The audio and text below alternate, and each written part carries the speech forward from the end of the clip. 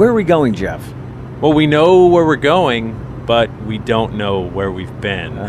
Yes, we do. We left Massachusetts a little while ago, heading south into Connecticut. In fact, we just entered Bethany, just north of New Haven. We know what we're knowing, but we can't say what we've seen. What are you talking about? And we're not little children, and we know what we want. Okay, I get it. We're in a Talking Heads song from the mid-'80s. Right, we're in Bethany, Connecticut, looking for a road to nowhere in search of the Downs Road Monster.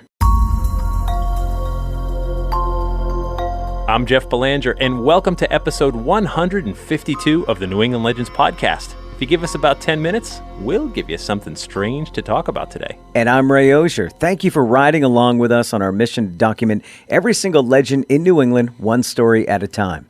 We're a community, a network of folks who are passionate about the odd history, ghosts, aliens, and monsters of our region. We love when you get involved. We do. You can check out our website, which includes photos and archives from every episode, plus video clips from the New England Legends television series that you can watch right now on Amazon Prime. You can also join our super secret Facebook group or call or text our legend line anytime at 617-444-9683. You can even leave our show closing on there for us. Our episode this week is sponsored by our Patreon patrons. Thank you to the people who kick in just $3 per month to get early access to new episodes, plus bonus episodes and content that no one else gets to hear. Just head over to patreon.com/New England Legends to sign up. We appreciate your support. All right, Jeff, so we're in the middle of some Talking Head song? Sort of. We're looking for a road to nowhere, though ironically, this road has a name, or at least part of it does. It's called Downs Road. So we'll pull onto Downs Road right off of Route 69 here and head to the end. This is a quiet, wooded street. I can see by our GPS that we're passing Lake Waterhouse on the right. It's not a very big lake. There's a few houses here and there, but it's definitely not a busy street. No. Oh, I love this. Check out the name of the hill coming up on the right. Nice. It's called Mad Mare Ridge. Ominous, don't you think? Totally. This road runs along the eastern edge of Bethany and the western edge of Hamden, Connecticut. It's named after Samuel Downs, who settled the area just south of Mad Mare's Hill in the year 1717. But I can see up ahead that this is the end of the road. Not quite the end. Check out over there. Oh, yeah. There's a gate and 2 stop signs. It turns into a blocked-off dirt road.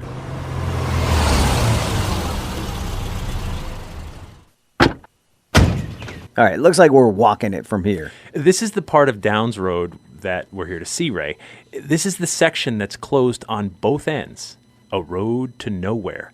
And if we're to believe the stories, here there be ghosts and monsters. All right, I'm ready. Now, do we know why it's haunted? On my ghostvillage.com website, someone submitted an encounter about Downs Road way back in 2006, where the witness describes seeing the apparition of a small boy riding a bike. Oh, that's creepy. Well, the legend is that this boy was killed while riding along the road, and now he haunts it forever. The other story the witness mentioned was hearing about how a couple were out here parking, and they were killed by the Downs Road monster. Oh, man. This sounds dangerous.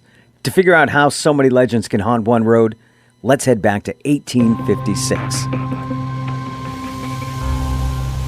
It's New Year's Day of 1856, and there's something foul in the air around this region because there's a madman on the loose. 26-year-old Charles Sanford from nearby Hamden has been in and out of mental institutions, and he's prone to violence. Still, no one takes notice New Year's morning when he's seen sharpening an axe and whistling a happy tune. With his axe sharp, Sanford sets off. He's walking along near an area known as Sperry Falls at the eastern end of Downs Road. That's when 70-year-old local farmer Enoch Sperry approaches in his horse-drawn sleigh. Enoch slows down near Sanford, and then, for reasons we'll never know, Sanford leaps onto the sleigh and attacks the old man. Sanford drags Sperry from his sleigh after hitting him twice in the head with his axe. He then practically decapitates the old man before rolling his body into a ditch. Still breathing heavy from the kill, Charles Sanford makes his way down the hill to the nearest house. It's the home of Ichabod Umberfield. Ichabod is also 70 years old. He's outside chopping wood and doesn't take notice of the deranged, axe-wielding Sanford entering his home. Once inside the house, Sanford attacks a woman living there, who flees to a room with her young child and locks the door. She yells out for help from the window, and that sends Ichabod running inside. Once inside, Ichabod finds Sanford sitting in a chair by the fireplace. So Ichabod takes a seat at the chair across from him and calmly asks, "What is the meaning of this visit?" And that's when Sanford leaps from the chair and attacks Ichabod with an axe. And now, 2 men are dead. Sanford flees the home, but is found later that day by locals who subdue and arrest him. Guilty of both murders, he's going to face the gallows. Still, people wonder what made him snap and kill 2 random men. As best folks can figure, the event that broke Sanford occurred a little over a week ago and involves a strange cult from New Haven. Okay, this is where it gets weirder, Ray. According to the newspapers, Sanford's uncle, Justice Matthews, had been brutally murdered by order of a cult leader named Rhoda Wakeman and her group of Wakemanites. 69-year-old Rhoda Wakeman is a fascinating character. She claims 30 years ago that her husband beat her to death. What? Yeah, but 2 angels then touched her with bright swords, and she ascended to heaven, where she saw Jesus and all of the angels. After several hours, she came back to her body, rose from the dead, and was now tasked with preparing the world for the second coming. Okay. And now she claims to have powers to raise the dead. Oh, good. So she's not only a prophet, but she has godlike powers. There's only about a dozen Wakemanites in her cult, but they're a devoted group. It's December of 1855 when Rhoda begins suffering from body pains all over. But no, she doesn't need a doctor to know what's wrong with her. She's sure the problem is a man named Justice Matthews. See, he used to be a devoted Wakemanite, but he recently stopped coming to the meetings. Rhoda is sure he's bewitching her. The thing is, Justice Matthews is convinced he's bewitched by the Dark One, and his supernatural attacks on Wakeman are out of his control. So on December 23rd, at the urging of some of the other members, Matthews returns to a Wakemanite meeting to ask for help. Matthews is blindfolded, and his hands are tied behind his back. 2 other members of the group beat him with a stick. They explain that it's better he should die than Mrs. Wakeman should suffer and possibly die herself, which would no doubt bring the end of the world. Matthews doesn't come home again, and the 2 members of the group are eventually brought up on murder charges. I mean, this is some dark stuff. Yeah. The kind of events that can stain a community forever. Some claim Charles Sanford never recovered from not only the loss of his uncle, but the way he was killed. And that's what made him snap about a week later. Now from here, we're going to jump ahead a little over a century to the early 1970s. As we walk along Downs Road, you can see old foundations and cellar holes from houses now long gone. And this stretch of road isn't paved. It's just a long, wooded road with very few cars. It's remote. A good place not to be seen. It's a good place for a good old high school beer bust.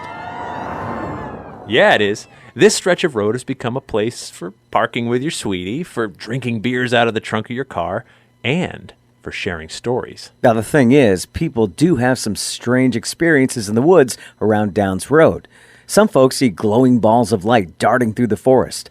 Others see apparitions floating by and then vanishing. But the strangest report of all is the monster. Some say it's a large beast, white as a sheet, and it sprints through the forest. Skeptics are quick to point out that this is just an albino horse that got loose from a nearby farm. But that doesn't convince everyone.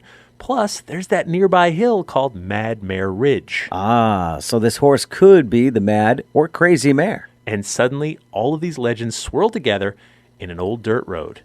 And that brings us back to today. Back in 2011, this section of Downs Road was gated shut at this end and the northern end about a mile away in Hamden. Though it's closed to cars, the Quinnipiac Trail runs along the old road, so you're still allowed to walk it. The double stop signs really add to the stories. I mean, imagine you've heard some of these tales. Then you see not one, but 2 stop signs and a gate. And suddenly, a spooky place becomes even more ominous. Local news have done Halloween segments on this road, and that helps keep the legend alive. And here's the New England Legends podcast, adding our 2 cents. Right. I can't help but think about these stories I heard back in 2006. The legend of the boy riding his bike because he was no doubt killed along this road. Could you find a record of that? I could not, but back in June of 1986, a driver was killed when his car ran off the road and into the lake we passed just a little while ago. All right, so there was an accident, just not quite the one from the folklore. That's true. Now, the other story the witness mentioned was hearing about how a couple were killed by the Downs Road monster because they were out here parking. But 2 people were killed near here. They just weren't a couple. There's always some truth in these legends, and if we trace them back far enough, we can learn quite a lot. Maybe the monster is some albino horse that reminds us of Madmare Ridge, or maybe the real Downs Road monster is axe murderer Charles Sanford. All right, so whatever happened to him? So Sanford was sentenced to hang for his double murder, but the gallows were cheated because he died from smallpox while in prison. So justice was never quite served. And maybe that's one small part of what still haunts Downs Road today. It's funny how pieces of a story turn out to be, actually true.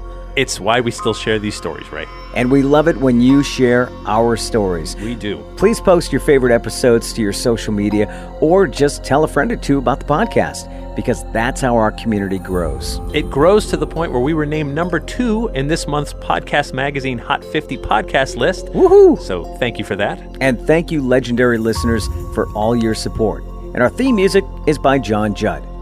Hi, this is Kathleen from Pure, Michigan. Until next time, remember, the bazaar is closer than you think.